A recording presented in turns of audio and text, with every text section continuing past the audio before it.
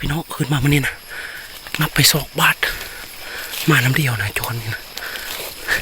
2 บาทได้2 ตัว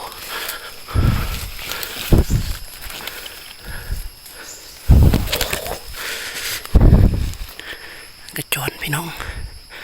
เมื่อกี้ไงอยู่ลุ่มตัวนึงยังเมื่อกี้ลำบากได้เอาสันไปเดี๋ยวไปเก็บก่อนอยู่แถวเก้าบอนนั่นคลิปแล้วเขายิงตกหน้าอย่างไรลองไปเก็บตัวจอนก่อนอยู่ลุ่มนะ2 ตัวนำเดียวแล้วยิงตัวนั้นแล้วตัวนี้เราขึ้นมานี่จบมาพี่น้องหลังจากฝนสัตว์นี่ก็หลายอยู่ไปลงไปเก็บก่อน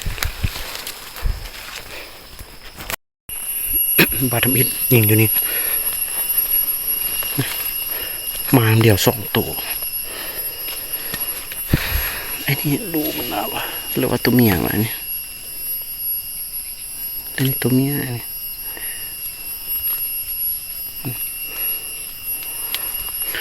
2 แต้มพี่น้องคอมดีขึ้นมาแล้วก็มาจวบคือเห็นตัวน้อย1เรียนเนี่ยมันกินโก้ไปพี่น้องเลาะต่อไปเบิ่งนกจะนกนั้นแถวถึงคือเห็นตัวน้อยเรียนมันตัวจรนี่ครับที่มาเนาะมันนี่นะ2 แต้มเดี๋ยวเลาะยิงขึ้นไปเลาะซอกหาอยู่หากินก็เก่าแหละวันนี้ฝนตกมันนี่ก็น้ำหมอกลงนกเขาจิหลายอยู่ไปต่อ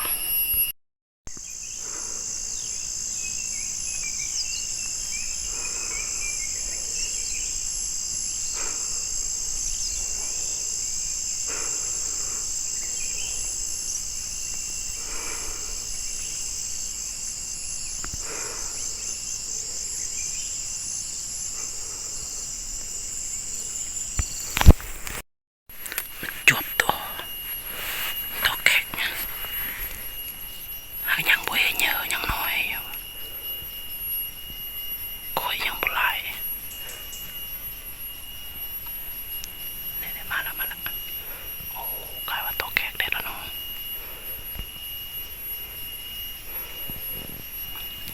ยังบ่เยอะไปเลยยังน้อยอยู่ประมาณหัวเข่าเนี่ยหัวเข่าน่าจะเยอะอยู่พวกนี้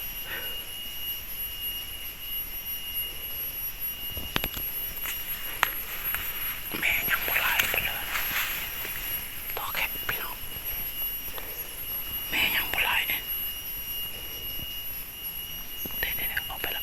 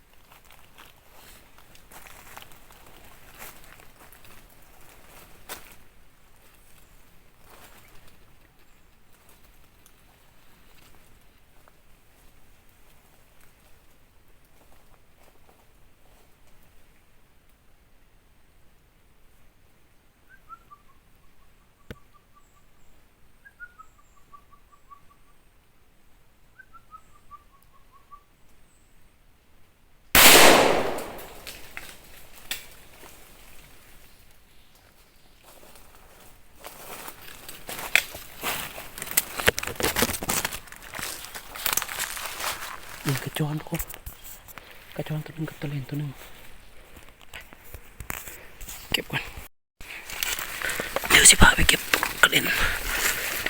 กับจอนนะโอ้ก่อนจะได้ยิงจอนนี่ก็ว่าง่ายมาแต้มที่สามพี่น้องเฮ้ยตัวนู้นมันลายแต้มที่สี่กระเลนมันวันนี้พี่น้องกระเลนนี่เต้าเยอะนี่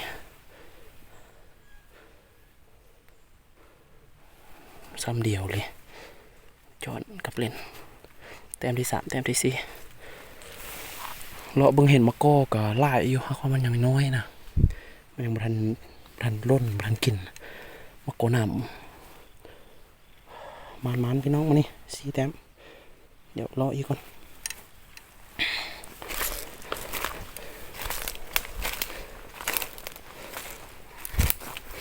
เอาติดตามไปเนาะมานี่กระหักมันอยู่ได้สี่แต้มแล้วกระจร3 ตัวกับกระเรียนได้นึงไปรอไปมานี่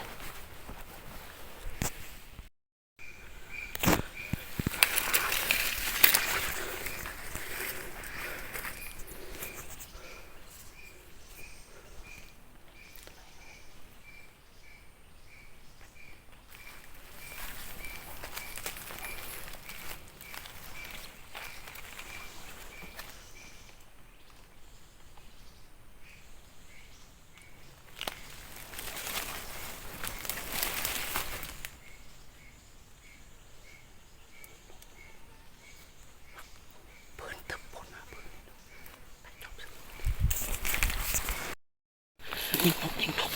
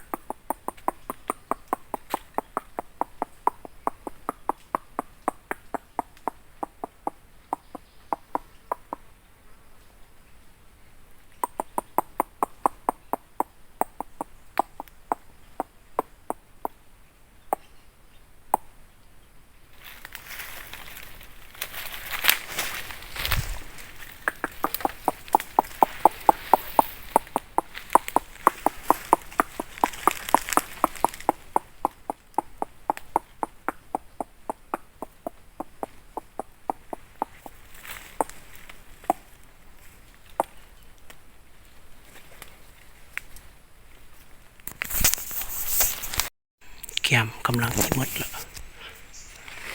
บอกพี่น้อง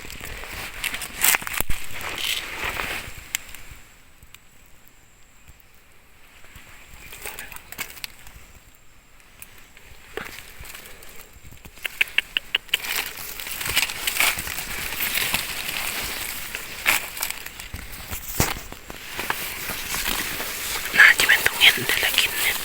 เด็กแบบนี้เนี่ยนะเงี้ยแต่ละกินเนี่ย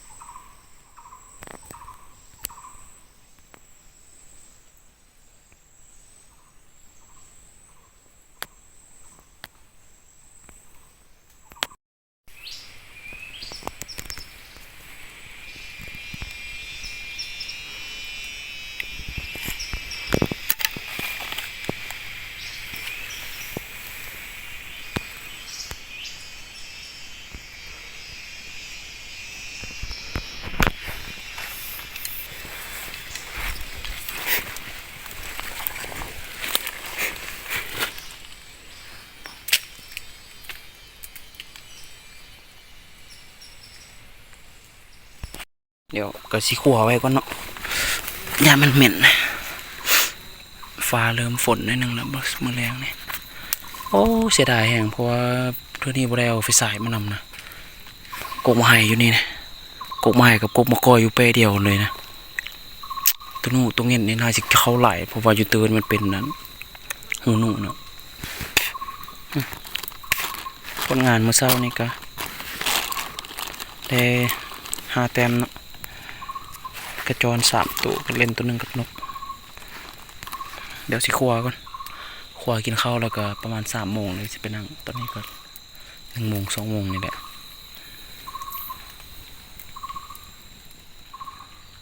หิวข้าวแห้งละสิได้เอาไฟฉายมานี่ก็จิแน่เด้นะว่าจินอนนี่เลยนะแต่ว่าลูกว่านกับบ่มีเนาะ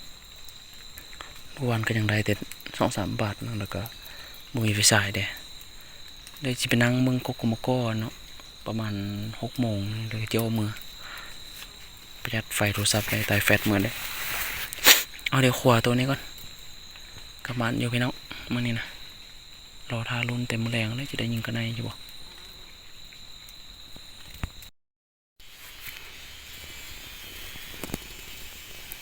นั่งกกมะกอมากบ่หลายไปเลยแต่ก็ลองนั่งมึงเนาะจะหัวมีตัวกันในตัวของเขาอยู่แปะกกไอเลยนะเนี่ยกกไอเป็นกกนี้เนี่ย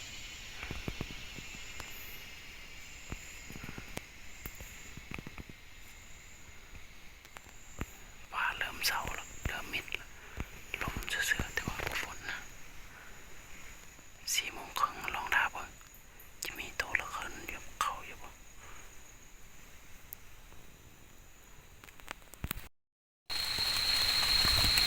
วันนี้เราก็จะได้ออกเมืองแล้วเนาะ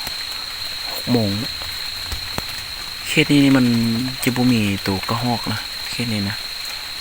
บ่ค่อยมีไปเลยเห็นไหมเมื่อกี้ยิงตัวกระเลนตึมตัวหนึ่งว่าจะนั่งกมกแล้วฟ้าฝนแล้วลงคืนกลับมานั่งกบไห้กบกอนะน่าจะเป็นตัวหนูกินกลางคืนแล้วเนาะตัวหนูตัวเงี้ยตัวนี้นะเขตนี้มันบ่มีกระหอกนะตอนนี้ก็6 โมงแล้วออกเมื่อเฮือนก็สิประมาณ1 โมงนึงนี่แหละ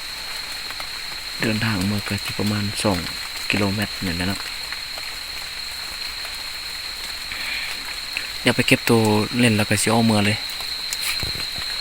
พอฝนได้แล้วก็หมานอยู่มื้อนี้นะยิงก็เล่นไป3ก็เล่น3แล้วก็ตุกจร3เนาะนกตัวหนึ่งเป็น7 ตัว7 แต้มมื้อนี้ไปเดี๋ยวสิพาไปเก็บตัวก็เล่นแล้วก็ออกมาก็เล่น